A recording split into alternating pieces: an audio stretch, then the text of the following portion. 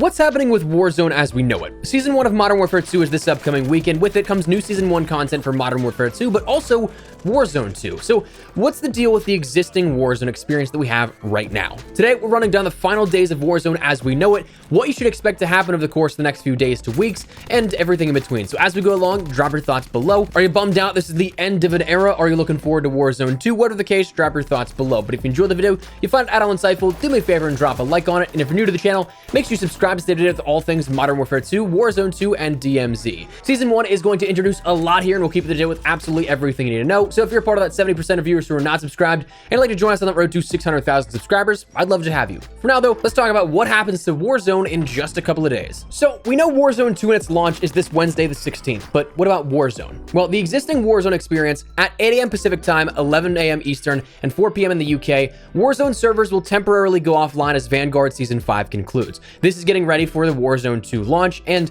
that happens at 10 a.m. Pacific, 2 hours later. That's when Warzone 2 will go live and be released globally, but that's for Warzone 2. Now, with the offline nature of Warzone at that point, at the end of Season 5, well, that's going to start a downtime, a period where Warzone 1, the existing Warzone experience, that will be entirely offline for all players and for actually a decent bit of time. It's stated by the official Call of Duty blog that once Warzone 2's ecosystem is fully stable, after a small developmental break for Thanksgiving for the developers who observe the US holiday, Warzone is planned to be relaunched as Call of Duty Warzone Caldera as a separate experience. This will happen at approximately 10 a.m. Pacific time on November 28th. So that's 12 days here that we'll end up seeing with no traditional Warzone experience from that Warzone 1 era. But then a relaunch is happening again just about 2 weeks later.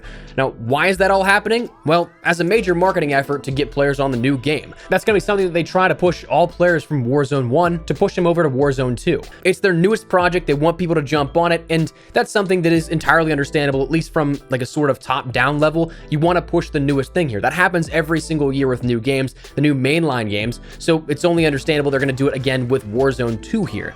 But okay, what if you don't want to? Well, you absolutely don't have to. It's just that first 12 days, regular Warzone Caldera is not going to be available for anyone to play while they end up getting the Warzone 2 experience all settled in. But once back, the existing experience will be kind of pushed to the side. It's an older project and won't be getting as much support as the new one. So all developmental resources will be shifting towards Warzone 2. And as a result, we'll see some fundamental shifts in gameplay differences. Firstly, Warzone Caldera. The name is going to be changed to Warzone Caldera, and as you'd expect, that's trying to differentiate it as its own sort of standalone thing. The experience is entirely independent of what we'll see with Warzone 2. So on an even more micro level, your weapons, blueprints, operator skins, XP tokens, everything like that, it will be standalone in Warzone Caldera. Nothing like that will transfer over into Warzone 2. And while it sucks that it won't transfer, it's also comparable, I think, to the year-over-year transition period that we had every game before Warzone. But instead of these things being irrelevant after a single year, at least with Warzone, we had 3 years for these things associated with Modern Warfare 2019, Black Ops Cold War, and Vanguard. We had 3 years before that stuff is kind of now deemed irrelevant. But your inventory, everything on your account will not transfer over. It's interesting, though, that COD points will be still transferable between generations of Warzone and Warzone 2, but you won't see a shop in Warzone Caldera going forward. So it's kind of just like they're there showing you what you have, but you can't really take advantage of anything with that. Now, secondly, it will only be Warzone Caldera, again, as the name suggests. The large map that we have now, the small resurgence-based maps, those are going to be removed entirely. Rebirth Island and Fortune's Keep, both gone for good. The COD blog states this explicitly, but says for the fans of small maps to expect exciting developments in Warzone 2 during future seasons. So it seems like we'll see resurgence-based maps come back at some point. It's just a matter of, well, when. Which is nice because from what I had heard, that's actually not the initial plan. Whenever they were crafting up Warzone 2, resurgence-based maps weren't really in the equation in the pitch here for that. So nice to see that we might have had a course correction that will accommodate for those resurgence-based players a little later on down the line. But for right now, you're not going to see any sort of resurgence-based maps across Warzone 1 or Warzone 2. I'm especially confused with Fortune's Keep on that topic, though, because that was a map that was introduced kind of late by comparison. That was what, like season 2 or 3 that we saw that introduced within Vanguard. So it only had a couple of months to live and to breathe before it was removed entirely. So kind of feel like in a sense that might have been wasted game dev time to put all that time and resources into a map that was only going to be there for a couple of months at a time. Surprised that didn't live on a little longer than what we saw with it right now. But anyways, Rebirth and Fortune's Keep, both gone. So does this all make sense? As much as it sucks, for me, I do totally understand where they're coming from with this. It's a business perspective and a developmental perspective. It sucks, but it's the end of an era and it seems like it's how it's going to be. Shifting the focus from one project to the next, making sure that it's the next generation of Warzone and making sure that all the developmental resources are there intact for that specific project. So while we'll still be able to play Warzone as we know it right now, it just won't be supported as much. Same thing as like Vanguard not getting much support going forward, Black Ops Cold War not getting much support going forward, and Modern Warfare 2019 not getting much support going forward on their mainline games.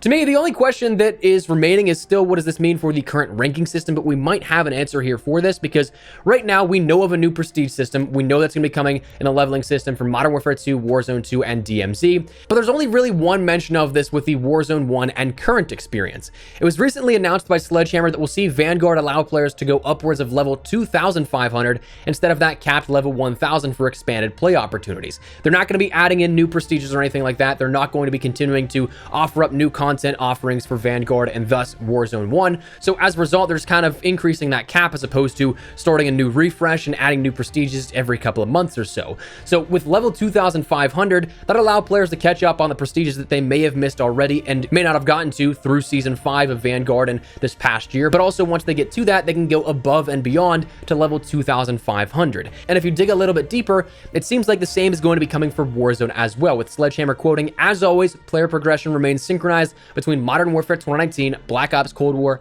and Warzone." So for me, that seems to be that linking factor here, that what we have within the ranking system of Vanguard, that's what we're going to see continue on into Warzone as well. So you can go upwards of level 2,500 if you want to play the classic Warzone experience, but that's where we're going to be with that one. So it seems truly like the end of an era, capping off this bubble of 2019 to 2021, Modern Warfare 2019 through Vanguard, and that's going to live on as its own separate thing, but it's going to make room for the upcoming experience of Warzone 2. So for better or for worse, that is where we're at here in regards to what is going to be happening with Warzone and Warzone Caldera, I guess, as we can call it going forward, and what you can expect to see in that gameplay experience.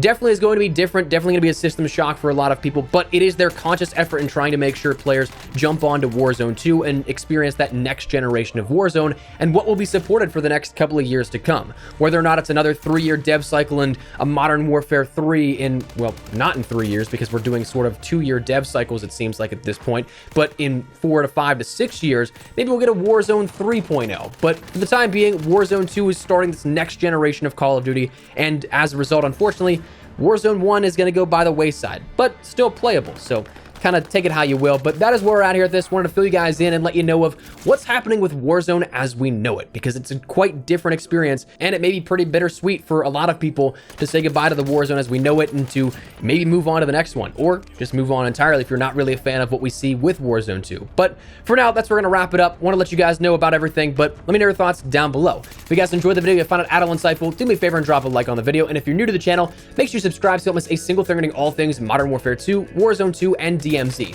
Season 1 is upcoming, and we have a lot to talk about here going forward, so if you'd like to stay on top of all of that, I'd love to have you in the community. For now, thanks so much for watching. My name is Espresso. I'll see you guys later. Take care, and peace.